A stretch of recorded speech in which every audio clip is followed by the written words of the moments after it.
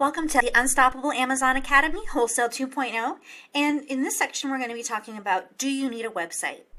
There's a little bit of a debate in the wholesale sourcing community for Amazon on, do you need a website? Because in reality, you're probably not going to be selling on that particular website.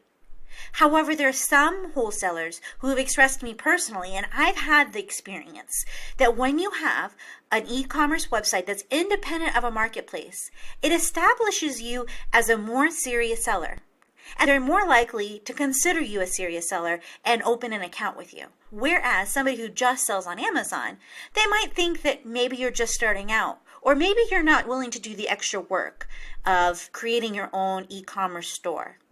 Remember that the vendors that you're buying from don't really have a background knowledge in Amazon and the differences between selling on Amazon, selling on an e-commerce site. They don't know how much work goes into selling on Amazon for most of them. So having an independent website can help establish credibility and help open doors for vendors that may not be willing to take you on as a vendor otherwise. There are many vendors that we have personally that were willing to take us on because we had an independent website in addition to selling primarily on the Amazon marketplace. A website helps prove that you're serious. Now that doesn't mean we need to spend $2,000 in getting a new website. You can build your own with Wix.com or Shopify fairly easily. You can also go to Upwork and for very little money hire somebody to create a website for you. We do offer a service that we can do that for you, but because Wix is so easy to set up a website and Shopify has become easier as well, we almost recommend that you just do it yourself so you can save some money unless you have enough seed money in your business. That setting aside money to have your website designed isn't going to impact your ability to buy capital. If it comes down to buying inventory or purchasing a website, you should buy your inventory first and slowly start to save up to build the website later. You can always go back to vendors 6 months from now and they get approached by a lot of people, so they may or may not remember you, and you can always say, we now have our own independent website as well. What we recommend is that you start with a template and you want to make sure that you actually hook up a checkout system. Now, the point of the website is not to sell things. Trust me, I have a separate e-commerce store. It takes work to get people to come to your website and make a purchase.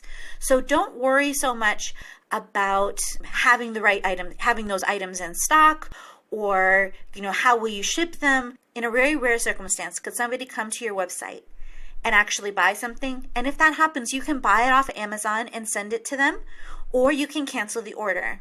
There's no Amazon feedback, so we don't really have to worry about it the same way that we would if we were creating listings on Amazon. The point is to make the website look professional and look realistic, not to sell items.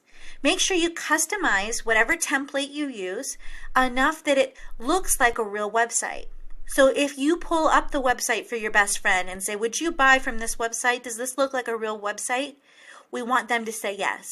If you use everything that's stock from the template, it's going to look weird. It's going to look like maybe it's not quite customized enough. So make sure you change the titles, change the categories. And we want to make sure that as we're developing this website, we're developing it in a way that makes sense when the vendor, which is the main reason why we're making the website, right? We're making the website so that the vendor can see we're serious.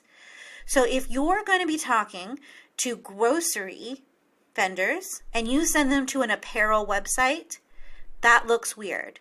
If you say you sell specialty toys on your independent website and then they go to your website and then it just is a web page that says that you're a distributor, that's going to look weird.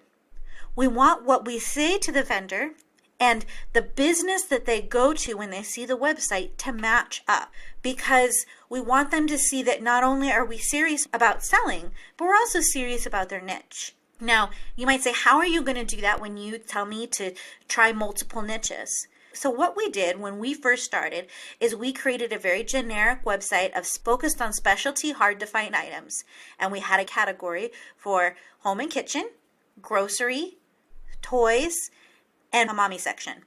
So this way, When somebody went to our website and we said, when we introduced ourselves as, hi, my name is Robin from Robin's Nest, and we specialize in really hard to find items. We look for things that are really high quality, things that are maybe a little out of the ordinary, but that people will search for because they're the best in their breed, and they're trying to locate that item for themselves.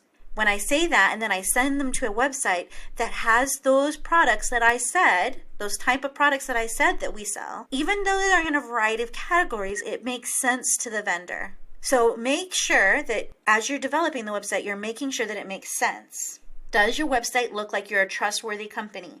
Does it look professional? So those are the basics on what you need to do in order to create your website. Again, a website is completely optional. We did it without a website for a very long time.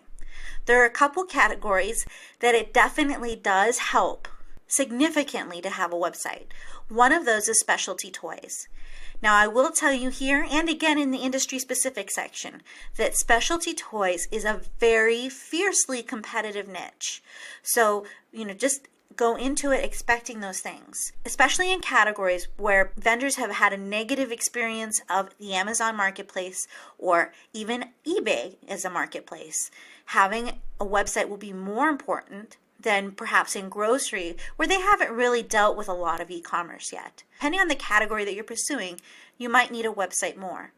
One way to kind of test this out is to start looking in your niche, and if you're getting a lot of no's, then you could start to look at creating a website to go back and getting some more yeses. That's after, of course, we check to make sure that we've customized the email template, that we're using a branded email when we email for them, and then we're calling with follow-ups, calling and emailing alternately until they tell us to either go away or they give us a price list.